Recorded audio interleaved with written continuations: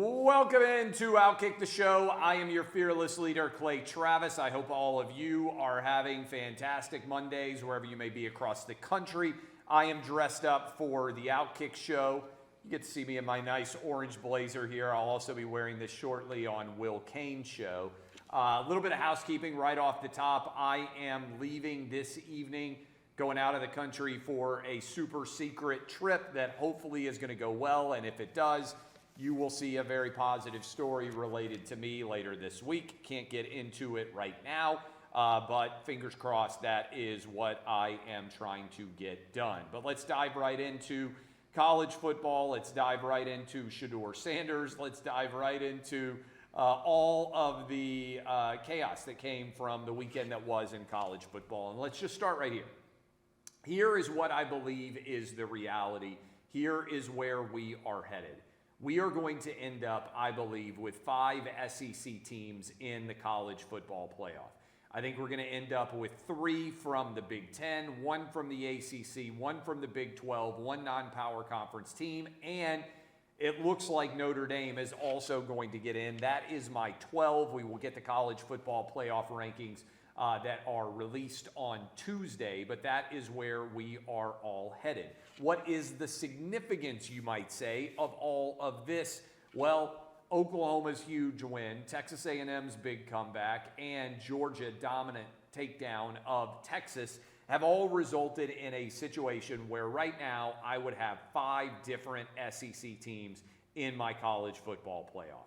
Georgia is, in my opinion, the SEC team that is playing the best in the entire country, followed by probably Texas A&M. We'll get into the Texas A&M comeback and my brilliant suggestion that you should buy stock effectively in the halftime line and take A&M on the money line at a time when almost no one was making that decision.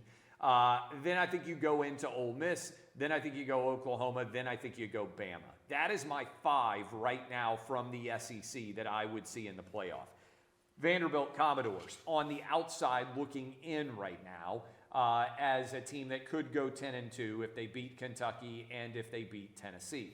Now, I have been arguing, the reason that I'm in my orange blazer, by the way, is because I'm trying to will the University of Tennessee to their first win in Gainesville over a very bad Florida Gator team since 2003. We'll get into that one here in a bit. But I've been arguing that if you get to 10 wins in the SEC, you're going to be in the college football playoff. I think that we're going to see 5 SEC teams get there. But on top of that, as we break it all down, there are 3 teams comfortably in from the Big Ten: Ohio State, Indiana right now, Oregon. But USC, thanks to their comeback win over Iowa, and Michigan, thanks to their comeback win, last-second field goal over Northwestern, are also still alive there. The ACC is a complete mess. I think the biggest question that is going to be out there, and we're going to talk about this some on our FS1 show, is what is the overall impact going to be if Miami finishes 10-2 and if Notre Dame finishes 10-2? How do you take the 10-2 team that won that game and not take the 10-2 team that won that game, and instead take the 10-2 team that lost that game? That's already turning into a big battle out there in the college football playoff. On top of that, as you look at my college football top 10, I don't know if that's been up or not, but if we could bring that up and show you my top 10, I think that's the biggest probable dispute that we've got right now going on, is how do you rank Miami? How do you rank Notre Dame? For all the Fighting Irish fans out there, I would actually have Miami at 10, as you see, and then I would have Notre Dame right now at 11. I think Oklahoma deserves credit for the incredible win that they got on the road against Alabama.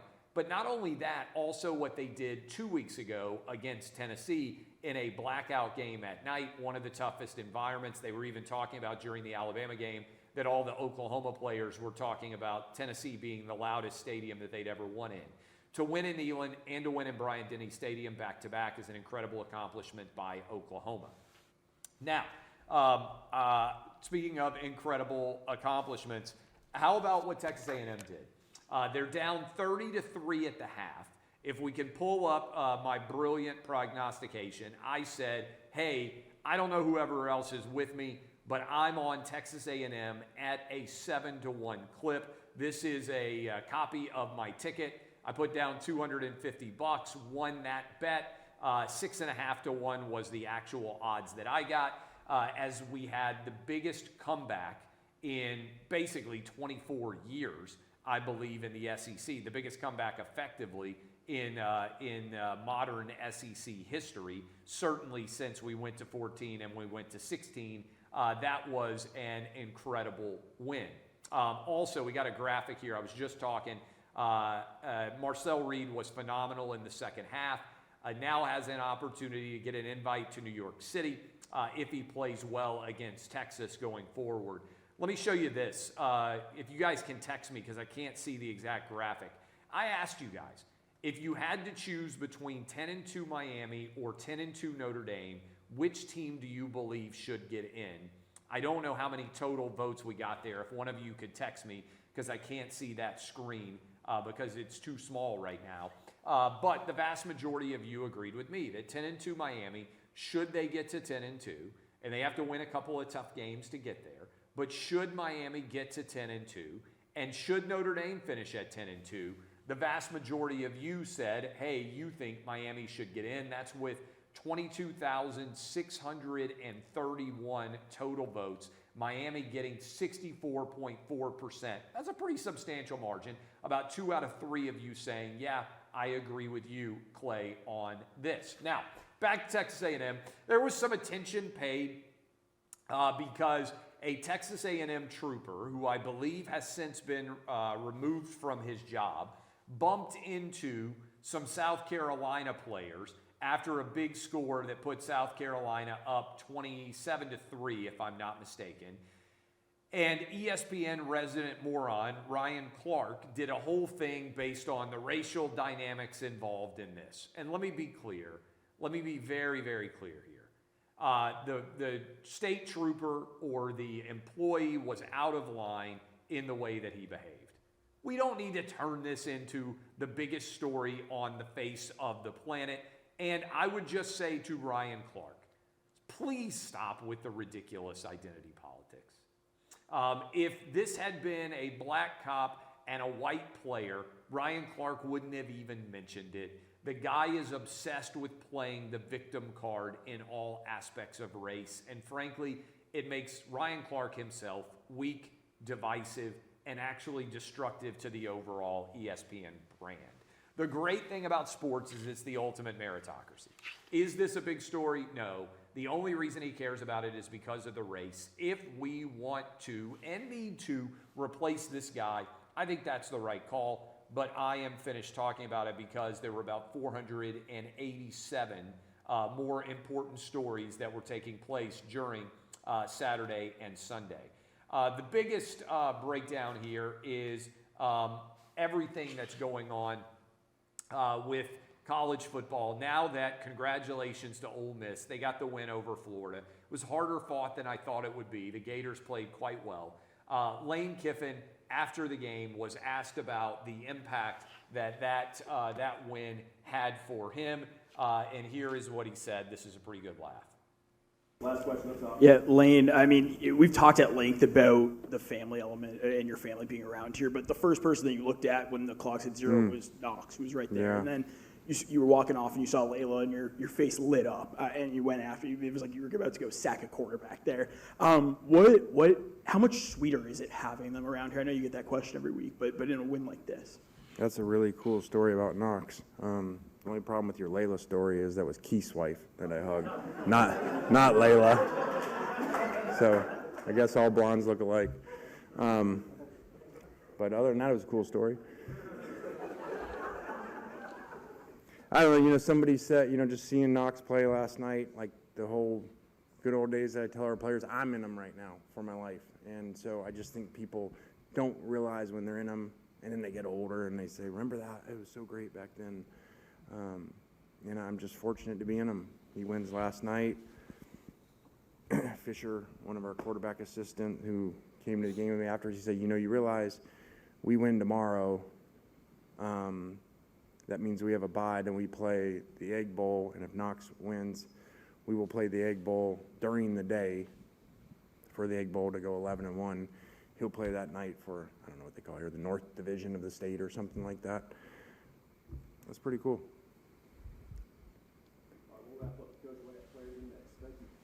Thanks. That's how rumors get started, by the way.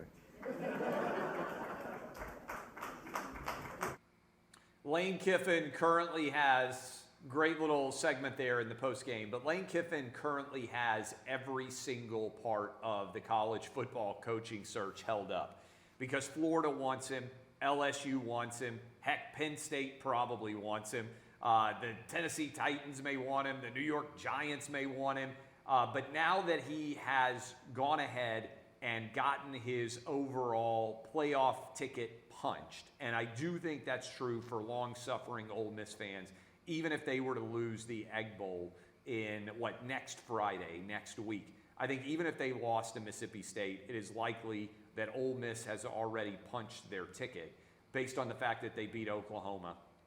Here was a tailgate. I shared this photo that was up of Florida Gator fans hoping that they're going to be able to get Lane Kiffin. And then some Florida Gator fans I saw were chirping at me as if I was in some way insulting them. They were like, well, you didn't want Greg Schiano to end up the head coach of Tennessee. And I'm like, yeah, I'm not begrudging anybody for wanting Lane Kiffin at the University of Florida, particularly because basically since Urban Meyer left, Florida has been a football wasteland, and Ron DeSantis probably is all in as well on what the impact would be if Lane could go to Florida. Here is Florida Governor Ron DeSantis, who traveled to the Grove to watch the game between Ole Miss and Florida, posing with a bunch of people. I believe that's Ole Miss cheerleaders in Oxford, which if you've never been, Oxford is an amazing place to go watch a college football game. But everybody's waiting. Reports out there that Virginia Tech wants to hire James Franklin. I believe that to be true, but that Florida may be interested in James Franklin if Lane Kiffin says no, and also LSU may be. And I do think that right now, Lane Kiffin has got everything held up because nobody knows what he wants to do. Now, that remains the number one story out there from a college coaching search, as well as a lot of guys taking big salary increases to stay where they are. Let me just ask you this. If Lane Kiffin were going to stay at Ole Miss, wouldn't he already have done a big-time extension and stay there? Let's see. Ole Miss is looking for clarity this week about Lane Kiffin's future. Members of Kiffin's family visited Gainesville Sunday and Baton Rouge on Monday. That just came down a few minutes ago. That is according to On3's Pete Nakos. I can't speak to that being true, but if Kiffin's family visited Gainesville Sunday, Baton Rouge Monday, all I will say is this. If you weren't leaving, now that you have punched your playoff ticket, wouldn't you go ahead and do an extension? If this week, because I believe Ole Miss is on a bye, right, guys? Ole Miss is 10-1. They have a bye week before the Egg Bowl. If Lane Kiffin were going to stay, why wouldn't he have done a huge, massive salary increase and a guarantee from Ole Miss? To me, if he's not doing an extension, and I'm not speaking directly knowing anything, I'm just looking at this and basically reading the room. If he's not going to do an extension, wouldn't that suggest to you that he's likely to leave? That seems logical to me. Again, we're doing this live on Monday. Maybe he will do an extension later this week. But if I'm an Ole Miss fan, I'm looking around and I'm saying, okay, wait a minute. If Lane Kiffin were going to stay, why wouldn't he do an extension like Matt Rule did and a raise? Why wouldn't he do an extension and a raise like Arizona's coach just did? Why wouldn't he do an extension and a raise like so many other coaches out there have already done if he were not going to leave. Now, the complicating factor is Ole Miss could end up one of the top 4 teams before all is said and done. We'll see where they are in the playoff rankings on Tuesday, but it's not crazy at all to think that not only could Lane Kiffin make the playoff with Ole Miss, but that Ole Miss could get a bye. Either they're going to get a game in Oxford, probably, or they're going to get a bye, in which case Ole Miss is going to be either guaranteed or favored to still have Lane Kiffin coaching them on January 1. Then it gets hard when it comes to putting together a recruiting class and everything else that is necessary in order for that to end up occurring. All right, by the way, speaking of incredible look, obviously I'm in my Tennessee orange blazer. Here is me in my AI pink blazer sweatshirt. I don't know how these are still in stock at J. Crew. When you have an incredibly good-looking model like this, and when you have an incredibly good-looking pink sweater like this, it's basically impossible to keep anything still in stock going forward. Let's play this. I've got the audio of this. Josina Anderson, she is a NFL reporter. She shared a video from CBS Sports of, I think we have a still shot of this. I don't know if we are playing the video or what, but this is her tweet. Do we have the tweet from her? Saying that basically this was a remarkable achievement by Shedeur Sanders. Watch this. All right, Shedeur rolls out under a little pressure, drops it off, about a 2.5-yard pass. Jerry Jeudy, credible couple of juke moves there for a first down. Josina Anderson said that was a all odds against him 3rd down and 10 play. And look, Shedeur was awful. I think I have his graphics here. He came in relief. He had the lead when he came in, and then the wheels kind of came off. He went 4 of 16 passing, 25% completion percentage, 47 total yards, no touchdowns, 1 pick, 2 sacks, a fumble, an intentional grounding call, 13.5 passer rating, 6 net yards on 16 dropbacks passing. That, my friends, is a failure of epic proportions. Speaking of a failure of epic proportions, Draymond Green got angry because he was called Angel Reese by a fan sitting courtside at the New York Pelicans game because Draymond was missing shots and getting his own rebounds and stat padding himself as a result. And they went over there and had a face-to-face interaction. Draymond ended up with 8 points in this game on 3 of 13 shooting, 10 rebounds, 6 assists. And the graphic reflects that he missed a layup, offensive rebound, misses a tip shot, offensive rebound, misses a tip shot, offensive rebound, misses a tip shot, offensive rebound, misses 1-foot tip shot. That all happened in 8 seconds. Let's watch what this looked like with the fan having the confrontation because he pointed out that Draymond is like Angel Reese in the way he stat pads based on missing shots. I thought that was actually really funny. I thought it's a bad look from Draymond Green that he couldn't handle a little bit of mockery there, and that to me is on Draymond Green. PrizePicks. Let me tell you about PrizePicks. I love this company. They now have prediction markets in many of their PrizePicks apps. You get $50 when you play $5 and use the code OutKick. Here are my picks for tonight's game, Monday Night Football. Dallas Cowboys going up against the Raiders, now of Las Vegas. I am going to take Brock Bowers more than 74.5 receiving yards and George Pickens more than 67.5 receiving yards. Actually, let's scratch George Pickens, real-time change, and we are going to do instead CeeDee Lamb more than 89.5 receiving yards. This pays out at 2.75 to 1. Brock Bowers more than 74.5 receiving yards. CeeDee Lamb more than, let me make sure that I get this right, more than 89.5 receiving yards. One receiver, for the Dallas Cowboys, 1 tight end for the Raiders. Hopefully we'll have some points scored in this game. Get hooked up, 2.75 to 1. When you play PrizePicks, download the PrizePicks app, put in code OutKick, you get $5. You play $5, you get $50 in credits included in the PrizePicks app. That is prizepicks.com. Use code OutKick. You can go download the app, use code OutKick, $50 when you play $5. Do we have a Tunnel to Towers read again here? I love the guys at Tunnel to Towers. I'm not sure if we do, but I'm going to go ahead and give them one anyway because I absolutely love Frank Siller and all the work that Tunnel to Towers has done. They've been there for our fallen and catastrophically injured first responders. I was up at Liberty National Course in New Jersey, just across the river from New York City. I was there emceeing the event for Frank.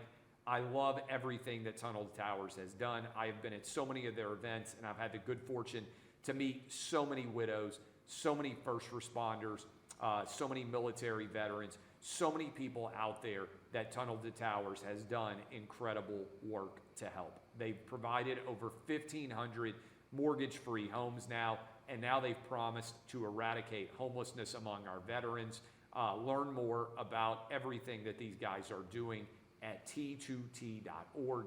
That's T2T.org, and make sure that you don't miss anything of the incredible work that they are doing. All right, I'm headed out of the country. This evening, I'll be back with all of you on Monday. Going to get the gambling picks up. We had a great gambling week over the weekend thanks to that 7-1 hit. Also had a winning week in college football, even on the NFL. Be back with you on Monday and Tuesday of next week. The OutKick show will air on FS1 in its usually scheduled slot at 6 p.m. Eastern, and you will see me in this fantastic blazer there.